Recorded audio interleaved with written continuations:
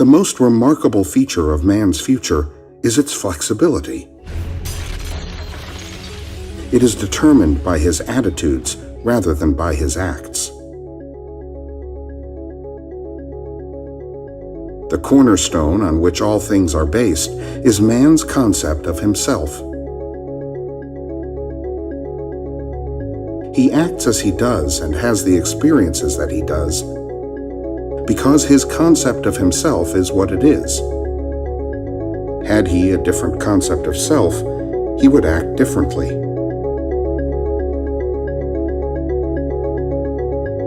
A change of concept of self automatically alters his future, and a change in any term of his future series of experiences reciprocally alters his concept of self.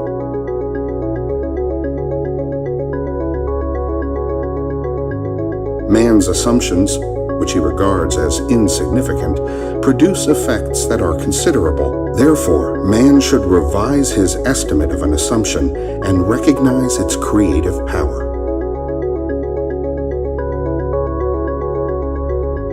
The future, although prepared in every detail in advance, has several outcomes. At every moment of our lives, we have before us the choice of which of several futures we will choose. There are two actual outlooks on the world possessed by everyone: a natural focus and a spiritual focus. We may differentiate them as ordinary waking consciousness, governed by our senses, and a controlled imagination, governed by desire. What is mental and subjective to the natural man is concrete and objective to the spiritual man. The habit of seeing only that which our senses permit renders us totally blind to what otherwise we could see.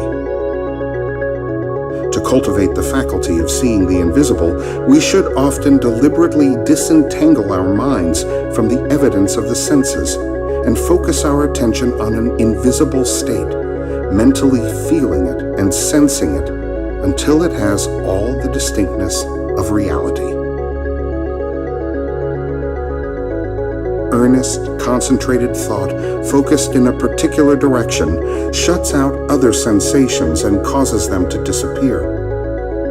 We have but to concentrate on the state desired in order to see it. The habit of withdrawing attention from the region of sensation and concentrating it on the invisible develops our spiritual outlook and enables us to penetrate beyond the world of sense and to see that which is invisible.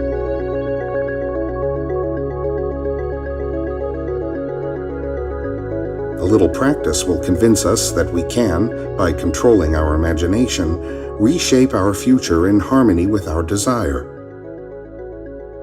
Desire is the mainspring of action.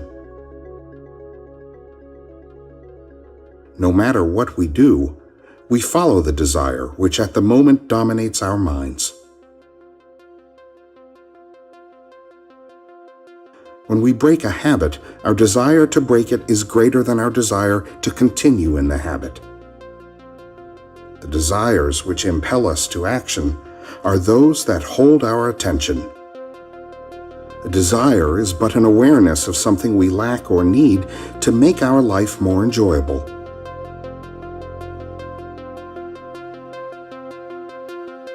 Desires always have some personal gain in view. The greater the anticipated gain, the more intense is the desire. There is no absolutely unselfish desire. Where there is nothing to gain, there is no desire, and consequently no action. The key to progress in life and to the fulfillment of dreams lies in ready obedience to its voice.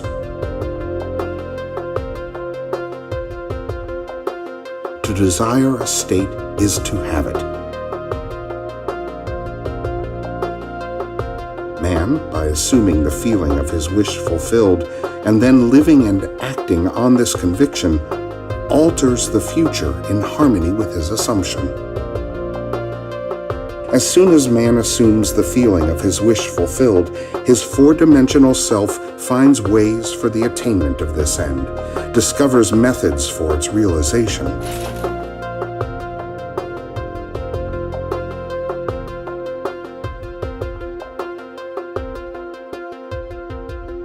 The first step in changing the future is desire. That is, define your objective. Know definitely what you want. Secondly, construct an event which you believe you would encounter following the fulfillment of your desire. An event which implies fulfillment of your desire, something that will have the action of self predominant. Then, with eyelids closed and your attention focused on the action you intend to experience, in imagination, mentally feel yourself right into the proposed action, imagining all the while that you are actually performing the action here and now.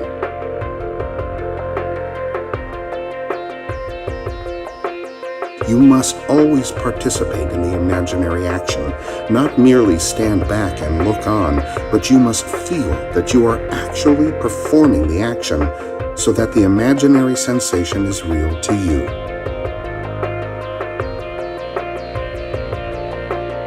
It is important always to remember that the proposed action must be one which follows the fulfillment of your desire. You must feel yourself into the action until it has all the vividness and distinctness of reality.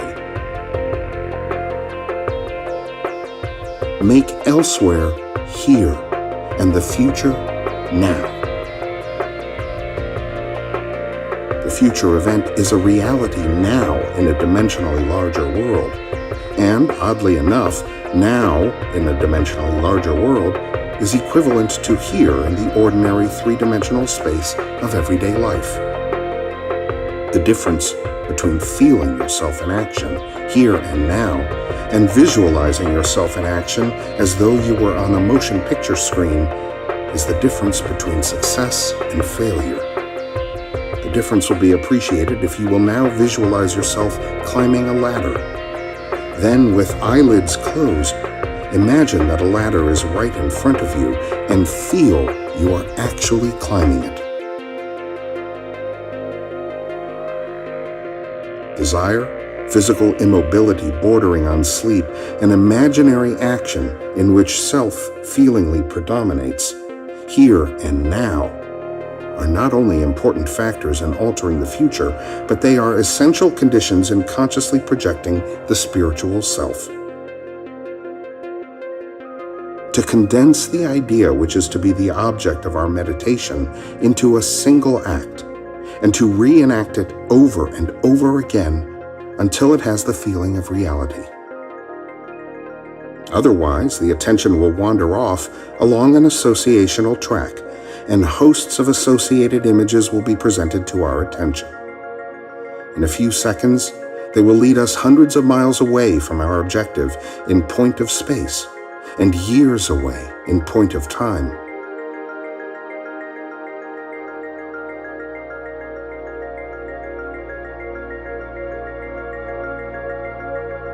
If we decide to climb a particular flight of stairs because that is the likely event to follow the realization of our desire, then we must restrict the action to climbing that particular flight of stairs. Should our attention wander off, we must bring it back to its task of climbing that flight of stairs and keep on doing so until the imaginary action has all the solidity and distinctness of reality. The idea must be maintained in the field of presentation without any sensible effort on our part. We must, with a minimum of effort, permeate the mind with the feeling of the wish fulfilled. Feed the mind with premises, that is, assertions presumed to be true, because assumptions, though unreal to the senses, if persisted in until they have the feeling of reality, will harden into facts.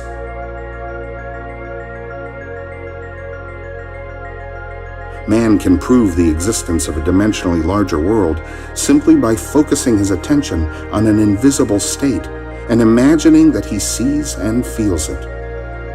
If he remains concentrated in this state, his present environment will pass away, and he will awaken in a dimensionally larger world where the object of his contemplation will be seen as a concrete, objective reality. Men believe in the reality of the external world because they do not know how to focus and condense their powers to penetrate its thin crust. To remove the veil of the senses, we do not employ great effort. The objective world vanishes by turning our attention away from it.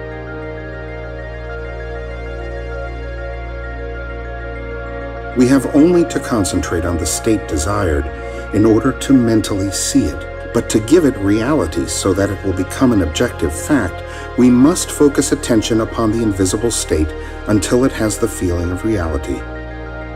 When, through concentrated attention, our desire appears to possess the distinctness and feeling of reality, we have given it the right to become a visible, concrete fact.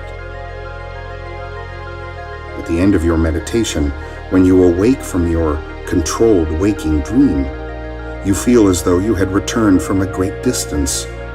The visible world which you had shut out returns to consciousness, and by its very presence informs you that you have been self-deceived into believing that the object of your contemplation was real. But if you know that consciousness is the one and only reality, you will remain faithful to your vision, and by this sustained mental attitude, confirm your gift of reality and prove that you have the power to give reality to your desires, that they may become visible, concrete facts. Define your ideal and concentrate your attention upon the idea of identifying yourself with your ideal. Assume the feeling of being it, the feeling that would be yours were you already the embodiment of your ideal. Then live and act upon this conviction. This assumption, though denied by the senses, if persisted in, will become fact. You will know when you have succeeded in fixing the desired state in consciousness by simply looking mentally at the people you know. If you see them as you formerly saw them, you have not changed your concept of self. For all changes of concepts of self result in a changed relationship to your world. In your meditation, allow others to see you as they would see you were this new concept of self a concrete fact. You always seem to others an embodiment of the ideal you inspire. Therefore, in meditation, when you contemplate others, you must be seen by them mentally as you would be seen by them physically were your concept of self an objective fact. That is, in meditation you imagine that they see you expressing that which you desire to be. If you assume that you are what you want to be, your desire is fulfilled, and in fulfillment all longing is neutralized. You cannot continue desiring what you have already realized. Your desire is not something you labor to fulfill. It is recognizing something you already possess. It is assuming the feeling of being that which you desire to be. Believing and being are one. The conceiver and his conception are one. Therefore, that which you conceive yourself to be can never be so far off as even to be near, for nearness implies separation. Being is the substance of things hoped for, the evidence of things not yet seen. If you assume that you are what you want to be, then you will see others as they are related to your assumption. If, however, it is the good of others that you desire, then, in meditation, you must represent them to yourself as already being that which you desire them to be. It is through desire that you rise above your present sphere, and the road from longing to fulfillment is shortened as you experience in imagination what you would experience in the flesh, were you already the embodiment of the ideal you desire to be. A dream is nothing more than uncontrolled, four-dimensional thinking, or the rearrangement of both past and future sensory impressions. When we have learned to control the movements of our attention in the four-dimensional world, we shall be able to consciously create circumstances in the three-dimensional world.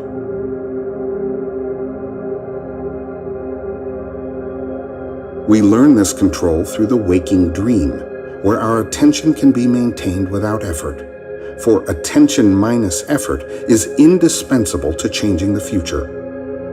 We can, in a controlled waking dream, consciously construct an event which we desire to experience in the three-dimensional world. The sensory impressions we use to construct our waking dream are present realities displaced in time, or the four-dimensional world. All that we do in constructing the waking dream is to select from the vast array of sensory impressions those which, when they are properly arranged, imply that we have realized our desire. With the dream clearly defined, we relax and induce a state of consciousness akin to sleep, a state which, although bordering on sleep, leaves us in conscious control of the movements of our attention. We experience in imagination what we would experience in reality were this waking dream an objective fact. It is important always to remember that the only thing which occupies the mind during the waking dream is the waking dream, the predetermined action which implies the fulfillment of our desire. How the waking dream becomes physical fact is not our concern.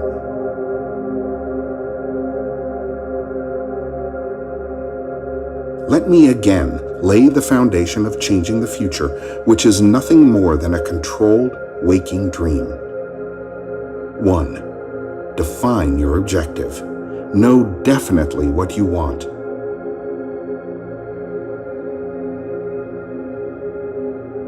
2. Construct an event which you believe you will encounter following the fulfillment of your desire, something which will have the action of self-predominant, an event which implies the fulfillment of your desire.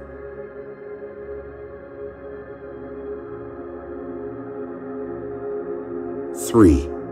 Immobilize the physical body and induce a state of consciousness akin to sleep.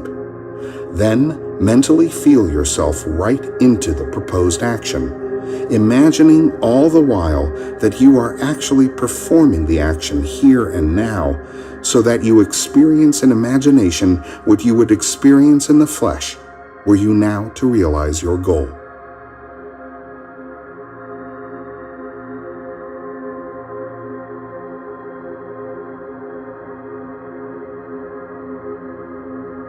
Instead of learning my craft in schools where attending courses and seminars is considered a substitute for self-acquired knowledge, my schooling was devoted almost exclusively to the power of imagination.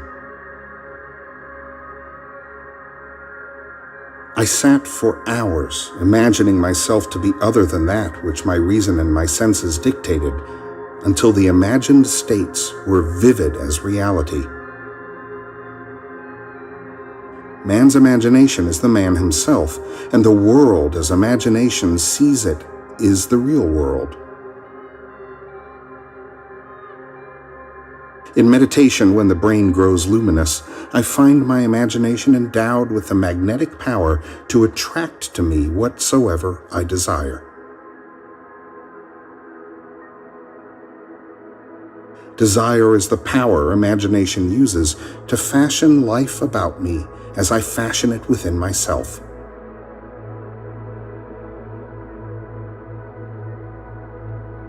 First desiring and then imagining that we are experiencing that which we desire to experience, we can mold the future in harmony with our desire.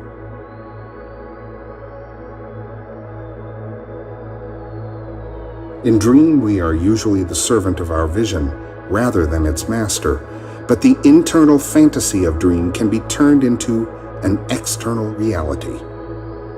In dream, as in meditation, we slip from this world into a dimensionally larger world. It It is in this fully conscious state, when we are in control of the direction of thought, that we call things that are not seen as though they were. In this state, we call things by wishing and assuming the feeling of our wish fulfilled.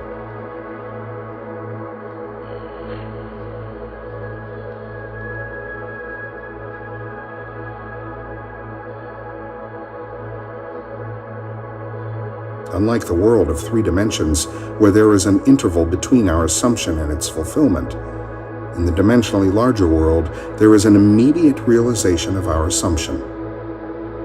The external reality instantly mirrors our assumption.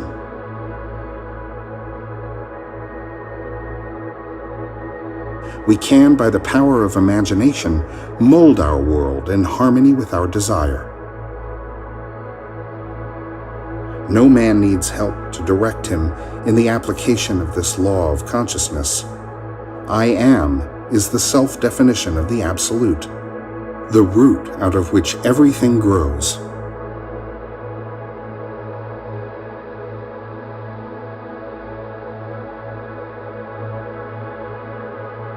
What is your answer to the eternal question, who am I? Your answer determines the part you play in the world's drama.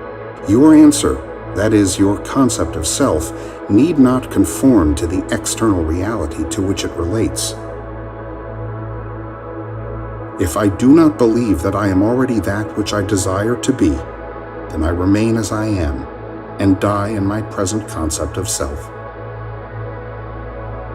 There is no power outside of the consciousness of man to resurrect and make alive that which man desires to experience.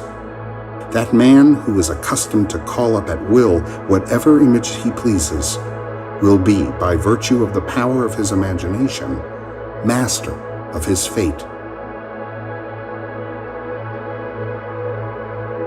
It is our conception of ourselves which frees or constrains us, though it may use material agencies to achieve its purpose. Because life molds the outer world to reflect the inner arrangement of our minds, there is no way of bringing about the outer perfection we seek other than by the transformation of ourselves. There can be no outer change until there is first an inner change. As within, so without. Everything we do, unaccompanied by a change of consciousness, is but futile readjustment of surfaces. However we toil or struggle, we can receive no more than our assumptions affirm. If we would become as emotionally aroused over our ideals as we become over our dislikes, we would ascend to the plane of our ideal as easily as we now descend to the level of our hates. Love and hate have a magical transforming power, and we grow through their exercise into the likeness of what we contemplate.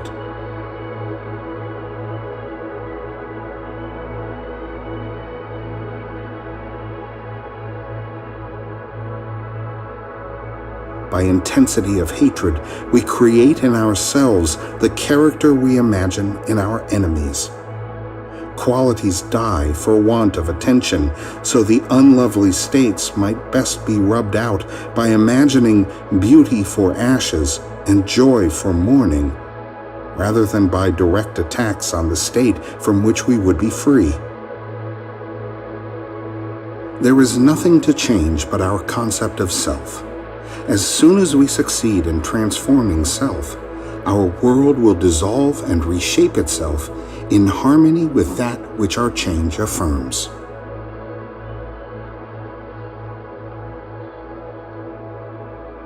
The undisciplined mind finds it difficult to assume a state which is denied by the senses. Assume that you are that which you want to be. Experience in imagination what you would experience in the flesh, were you already that which you want to be.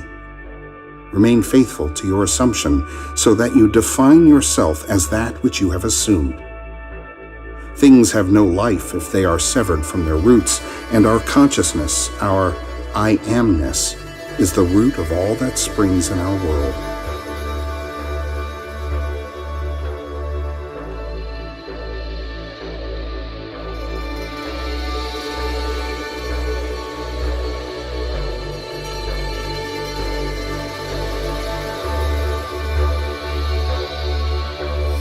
The most remarkable feature of man's future is its flexibility.